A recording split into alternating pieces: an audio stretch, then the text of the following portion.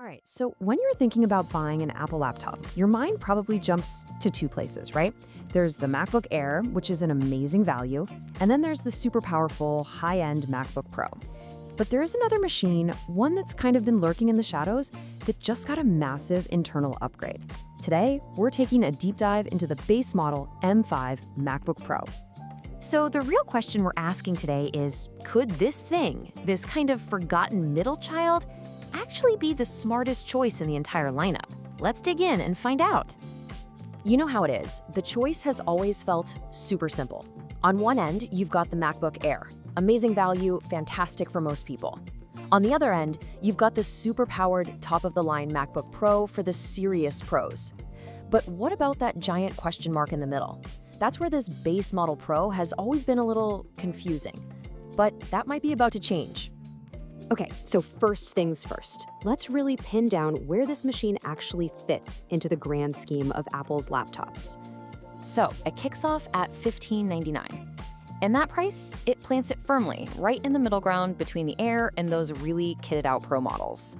So yeah, it's not exactly cheap, but you're also not paying that top tier price. And that price point, it really gets to the heart of the matter. For years, picking a MacBook has been a game of compromises. You pick the Air, and you know you're giving up some screen quality, some ports, maybe some performance. But with this M5 Pro, what exactly are the trade-offs? That's the big question. All right, let's talk about the main event.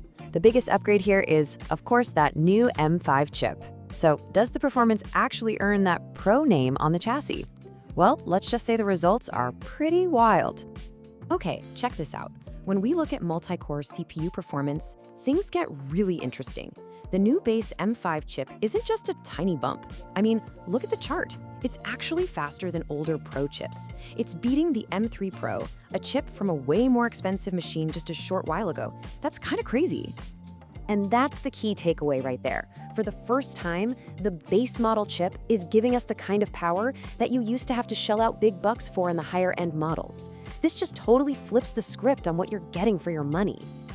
And listen, this isn't just numbers on a chart. This is stuff you'll actually feel. If you're in Photoshop, you're looking at a 26% speed boost over the M4. If you're a developer compiling code, its performance is right up there with the M2 and M3 Pro. And for graphics, we're talking a real, tangible 20 to 40% jump over the M4. That is a huge deal. But look, a great laptop is more than just a speedy chip, right? So let's talk about the other Pro goodies you get for your money. The stuff that separates this from a MacBook Air.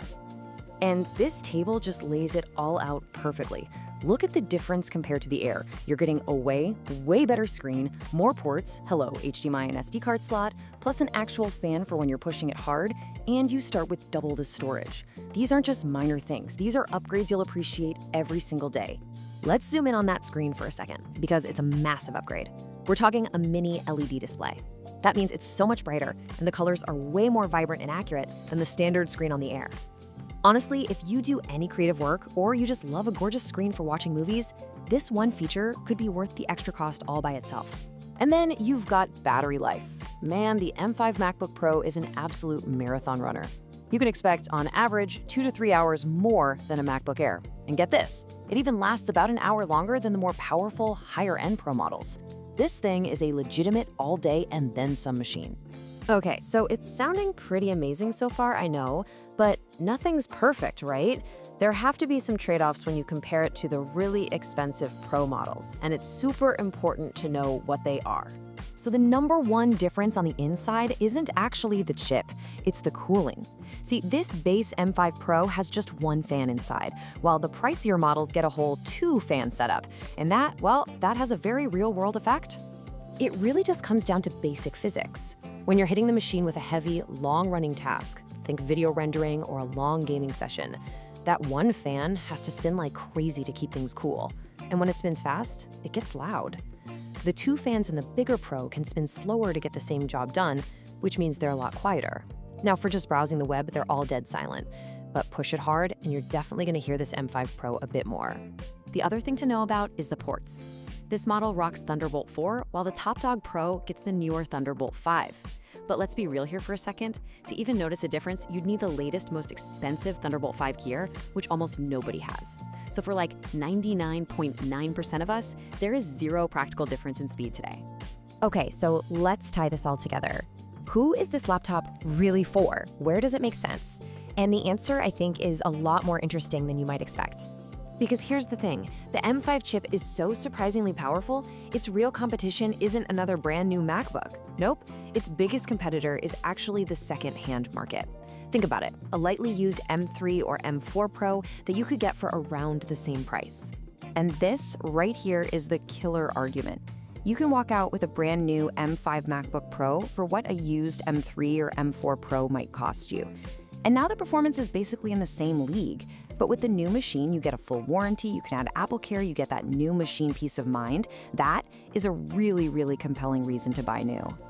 So it becomes super clear who this laptop is perfect for.